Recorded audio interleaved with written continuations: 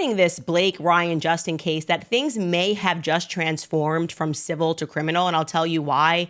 And like I said, in case you somehow missed the updates over the weekend, don't worry, sit down, because this is going to... Blake Lively and Ryan Reynolds, Hollywood's golden couple, the polished perfection of red carpets and witty banter, are now at the center of a storm so vicious it could dismantle the very empire they've spent years constructing.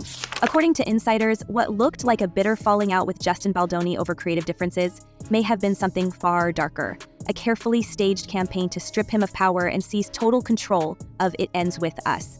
We're talking about whispers of leaked HR complaints, planted stories in major outlets, and even a so-called safety letter that may not have been about safety at all, but a Trojan horse designed to crown Blake as the true architect of the film. On the surface, it's an actress fighting to protect herself. But peel back the layers and the whispers grow louder. Was this all about eliminating Baldoni as competition and keeping the entire spotlight fixed on the couple who've built their careers on charm?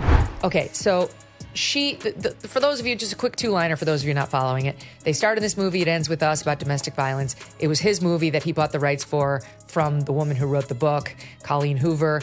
Then he managed to convince Blake Lively to star in it with him, and all hell broke loose. What makes the allegations so chilling is the precision. Sources close to the set describe a wave of documents and memos suddenly appearing, painting Baldoni as controlling, unprofessional, even toxic. None of it was proven, but in Hollywood, perception often outweighs truth. When a few high-profile outlets ran pieces echoing those same complaints, it looked less like coincidence and more like orchestration. Insiders claim that behind closed doors, Blake and Ryan's PR machine was already in motion, feeding the narrative of a troubled director who needed to be sidelined. For Baldoni, who had been both the star and the director, it meant watching his vision dissolve while Blake's influence grew with every passing week. The irony? Publicly, the couple still radiated their effortless humor and supportive marriage, never hinting that behind the curtain, they might be sharpening knives. But they're saying she decided she wanted to take over and use the power of her fame and name and that of her husband, Ryan Reynolds, to bully Justin Baldoni into the... And then came the safety letter. At first glance, it sounded noble, even necessary, a way to ensure a respectful and secure workplace. But those who've seen its impact say it was nothing of the sort. The document allegedly gave Blake extraordinary leverage over creative decisions, from rewriting scripts to reshaping marketing strategy. Suddenly, what had been Baldoni's passion project shifted into her orbit, with her voice amplified above all others. Was the letter ever really about safety, or was it a legal blueprint for a takeover? People close to the production whisper that once it was in play, Baldoni found himself boxed out of key meetings, his authority eroded, while Blake positioned herself not just as the star, but as the de facto creative lead. If that's true, then the letter wasn't a shield, it was a trap. Book, this is not a nice person, and Justin bent over backwards to accommodate her many, many demands, which included, according to him, taking... So the collateral damage has been staggering. Take the supposed implosion of Blake's decade-long friendship with Taylor Swift. Once inseparable, the two had built a sister-like bond, with Swift even stepping in as godmother to Blake's children. But when Baldoni's legal team began poking around for evidence, rumors surfaced that Taylor had quietly cooperated. Court whispers claimed that Baldoni's lawyers were handed material undermining Blake's narrative, and speculation quickly turned to Taylor as the source. The singer has kept her distance, dodging calls, ignoring texts, leaving Blake, reportedly sending strings of apologetic messages into a void. To the outside world, it looks like a friendship cooling. To those following the case, it looks like betrayal. An A-list confidant siding with the enemy at the worst possible time. Why did Taylor pull away? Was she simply tired of being dragged into legal battles? Or did she see enough to believe Baldoni's story might have weight? So remember that what Taylor had told Justin was that Blake herself, she said, was Khaleesi, who was the queen in Game of Thrones, and Ryan, her husband, and Taylor were her dragons. Her best friend, although I think best friend is now past tense. Adding fuel to the fire, Baldoni claimed in filings that during a meeting at Blake's New York penthouse, she invoked her dragons, Ryan and Taylor, presenting them as her creative enforcers, her titans of storytelling. The text exchanges referenced in court suggest she even likened herself to Khaleesi from Game of Thrones, with Ryan and Taylor positioned as the fire-breathing guardians of her artistic power. Baldoni himself texted her later, noting how much her revisions helped, but adding that he would have felt that way without Ryan and Taylor. That line raised eyebrows in the legal community. If Swift truly was present, Why has she now gone completely silent, freezing out the very friend who once treated her like family? And if she wasn't present, why does Baldoni's team seem convinced she played a role behind the scenes? Like, he literally tells Ryan he wants to be friends with you. And I can just see Ryan sitting there like, yes, this is exactly what I want, a puppy to kick in the mouth. But it's Ryan's alleged role that has people whispering in hushed tones across Los Angeles restaurants and power lunches. Supportive husband on Instagram? Sure. But according to multiple insiders, Ryan's involvement went far beyond spousal cheerleading. Reports have surfaced of his team compiling what's being called a Hollywood blacklist, names of producers, executives, and allies who had publicly or privately stood by Baldoni. The claim is that Ryan's PR strategist pressured studios, warning that siding with Baldoni could jeopardize future collaborations with one of Hollywood's most bankable stars. If true, this was not just about defending Blake's reputation, it was about torching Baldoni's career and scaring anyone else from giving him a lifeline. Imagine trying to pitch your next project while an invisible blacklist hovers above you, threatening to close doors before they even open. The implications are brutal. In an industry where reputation is currency, the idea that a couple as powerful as Blake and Ryan might have quietly manipulated narratives, suppressed dissent, and cut off careers sends shivers through the community. Hollywood is no stranger to behind-the-scenes power plays, but rarely does the curtain get pulled back this far, exposing tactics usually reserved for political campaigns rather than movie sets. Now, with lawsuits multiplying and rumors of internal betrayal swirling, the carefully polished brand of the Reynolds Lively household stands at a dangerous crossroads. For years, they've been untouchable, the witty Instagram couple who could do no wrong. But if even a fraction of these whispers are true, we're looking at something else entirely. A duo who knew exactly what they wanted and weren't afraid to scorch the earth to get it. And the question hanging in the air is whether their empire can survive the fire they themselves may have started. Then they basically asked her to join in as a plaintiff. And what I was told was, like, Jenny Slate said, hell no. Her and her people have obviously gone through everything, have read the lawsuits, like a fuller picture rather than just Blake's emotions, and they do not want to go anywhere near this with a 10-foot. And now the ripple effect is spreading across Hollywood like wildfire. Producers, agents, and executives who once saw Blake and Ryan as the safest of bets are beginning to whisper that the couple's tactics may have crossed a line. Meetings that used to be slam dunks are reportedly ending with hesitation, with one veteran producer allegedly telling a colleague, "We don't want to get dragged into their mess." For two stars whose reputations have always been their greatest currency, the idea that doors might be closing is more than gossip. It's a sign of real erosion. In an industry built on perception, even the suggestion of manipulation can stick like tar, and suddenly the golden couple no longer looks untouchable. The irony, of course, is that in their attempt to eliminate Baldoni, they may have poisoned their own brand. And he says, like, look, this is just, Hollywood is based on pure fear, cultivated by both of them and their very powerful friends. Meanwhile, Baldoni himself, once left adrift and branded as toxic, seems to be quietly gathering allies. Whispers in studio corridors suggest that some major players, people with the kind of clout that can make or break a career, are offering him support behind the scenes. 3 separate insiders claim that a streaming giant has already expressed interest in working with him once the dust settles, a move that would be seen as a direct snub to Blake and Ryan. Even more tantalizing are the rumors that Disney and Marvel executives, both long rumored to be frustrated by Ryan's behind-the-scenes maneuvering, are watching this feud with great interest. If Baldoni truly has heavyweight backers waiting in the wings, this could turn into one of the most spectacular reversals of fortune in recent Hollywood history. Imagine the narrative. Blake and Ryan toppled not by Baldoni alone, but by the very system they thought they had mastered. The human cost of this war is becoming harder to ignore. For Justin Baldoni, what began as a career-defining project has turned into an emotional battlefield. Friends describe him as drained, worn down by constant legal filings and headlines that reduce him to caricatures of either predator or victim. He entered It Ends With Us with a reputation as a thoughtful filmmaker, drawn to stories of healing, but now he is mired in accusations and countersuits, each one more personal than the last. Even as whispers surface of secret allies rallying to his side, the psychological weight of being under siege for months on end leaves a mark that no future project can fully erase. But I think after he got super, super famous from the first Deadpool, then things kind of changed. I think he was like, see, you guys see. And then I think I don't know. I mean, would I work with him again? No.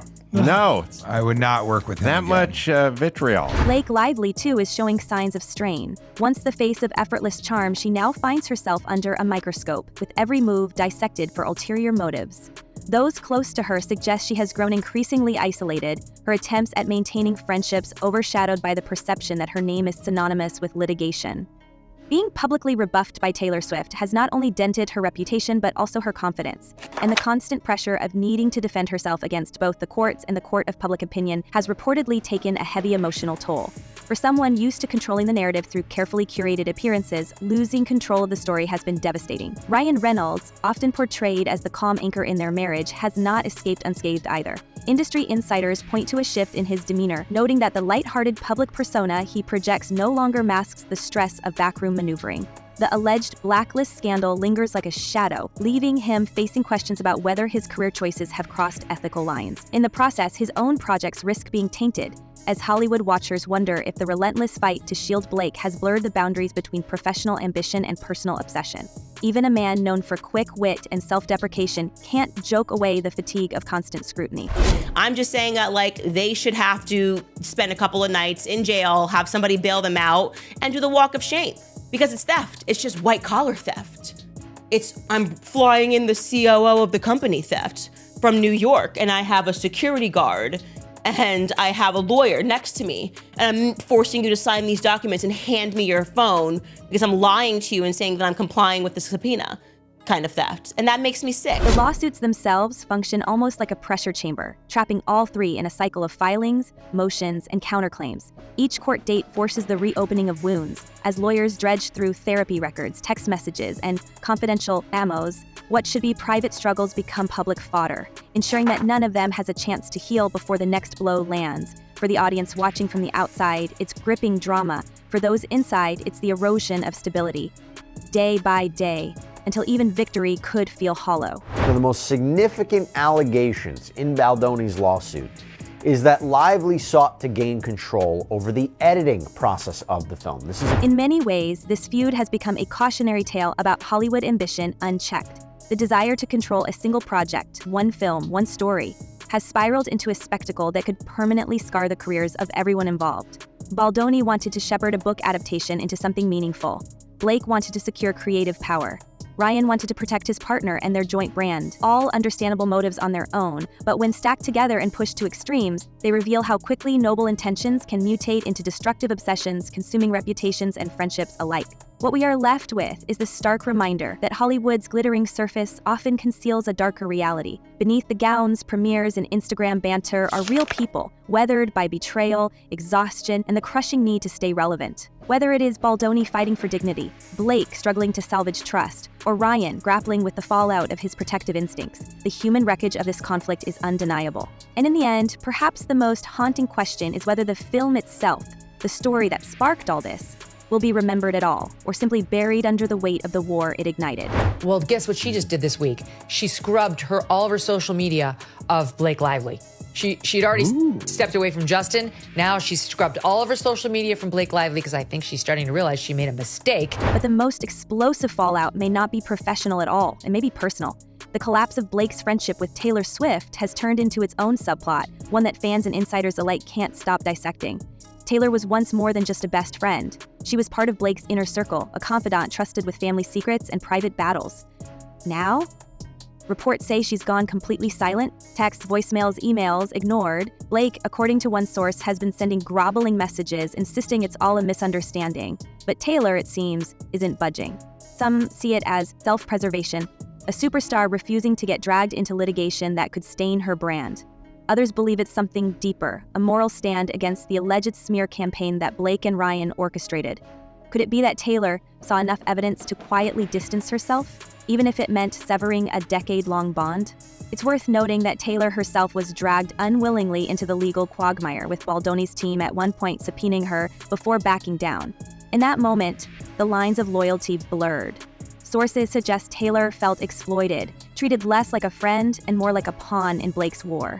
If true, it explains the brutal, cold shoulder that followed. Add to that the fact that Taylor's current partner, football star Travis Kelce, unfollowed Ryan on Instagram, a small gesture, but in Hollywood, every click and unfollow carries weight. Suddenly, the once cozy foursome of Blake, Ryan, Taylor, and Travis looks like a shattered alliance. And in an industry where relationships are often worth more than contracts, that loss may sting more than any lawsuit. I think the real victim in all of this is Ryan Reynolds. I was going to say the same thing. Like, he's coming home. He's trying to sell some cell phone plans. He's trying to sell some gin. And she's like, I need your help, little dragon. We're going to ruin people today. It's like, all I do is buy soccer teams that win. The betrayal narrative only deepens when we look at how public sentiment has shifted. Blake's carefully curated image as the charming actress and doting mother is now being scrutinized through a harsher lens. Tabloids have seized on the idea of her playing Khaleesi in her own Game of Thrones-style drama, casting Swift and Ryan as her dragons.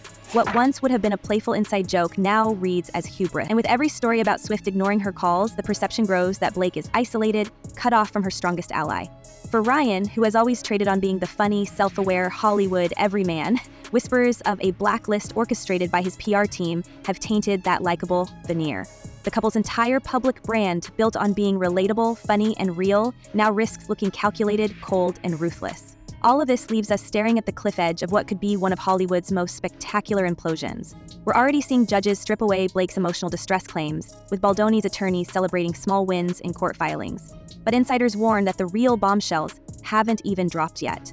Whispers of leaked emails, buried text chains, and private recordings are circling, suggesting that if they surface, the narrative could flip yet again. Imagine reading messages where strategies were laid out in black and white, or hearing testimony from insiders who decided they'd had enough. Those pieces of evidence, if they exist, could unravel everything, destroying reputations, tanking future deals, and redefining who holds power in Hollywood. And we also need to stop being so ADHD where we're only into stories at the very beginning of them and we never see them through. Like, we need to bring back true investigative reporting. And that brings us to the question no one wants to ask out loud, but everyone is thinking. What happens if the golden couple's empire cracks beyond repair? Do they retreat into silence, regroup, and try to rebuild?